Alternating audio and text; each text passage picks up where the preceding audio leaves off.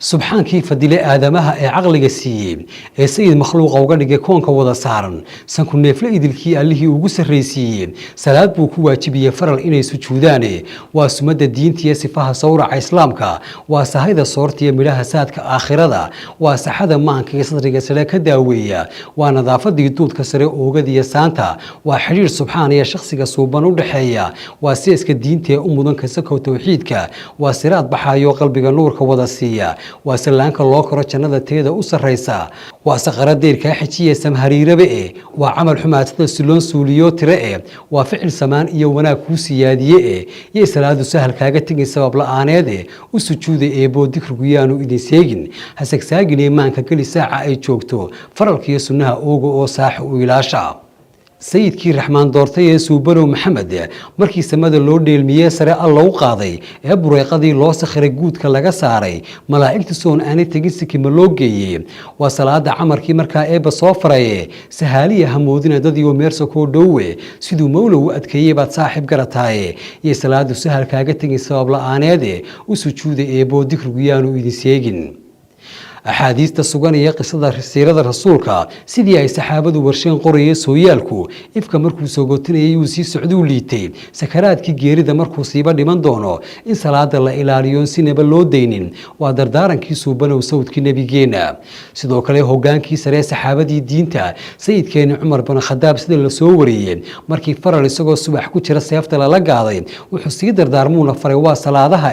yuu ku dagan ibliisyuu ku sirin yuu ku suuldaarin khushuucdii ayuu kaa salfanan iyadu soo jeedka salid weeyayuu kuu sawirin bala sawaab oo dhan sakatiga u diido qalbiga siibadda u giija niyadiina saafiya ka dhiga saaxi iyo daacad sahwi iyo ka dhowrsada wixii salow abuuraya sadriga iyo maamulan laftoo suumamka u jiida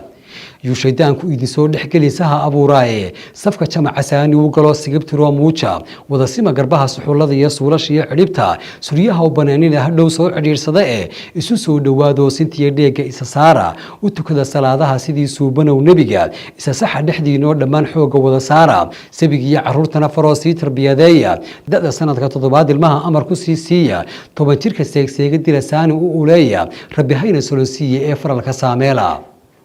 ogow dunida socotaan ku nahay safar ayaamaahe subax noolba waa taa naflaha ruux la sii side ninna abid ma sii waarayo waa silsiladaase qofna saacadiisiiyo ma oga say hadhow noqone waa waajib ina saaran oo saayiraad ma lehe dikrigiiyo salaadaha xafida samad raxmaan tuuga salligiiyo tasbiixdana badsada saatir ku xidhnaada naftu intay ku sugan tahay marnaba yaan la sii daynin suuradaha qur-aanka iyo waxyiga diintu siday sheegtay salaadaha ninkii xaafidaa mawla sugayaaye ninkii saaqadeed daayacshana waa allow sahale sirta nolosha weeye sugoo saaxi u ilaasha